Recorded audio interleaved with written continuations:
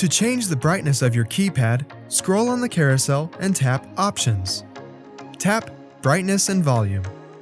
Use the brightness slider bar to brighten or dim the keypad screen. Sliding the bar all the way down gives you additional options. Tap here to add a status LED when the keypad is idle.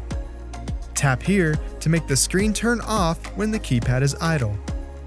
Use the volume slider bar to increase or decrease the volume of the keypad.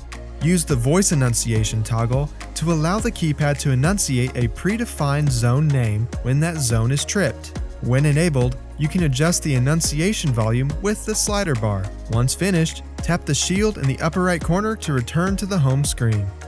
With voice enunciation, your keypad will announce the zone name when tripped. If you have any questions, contact us today.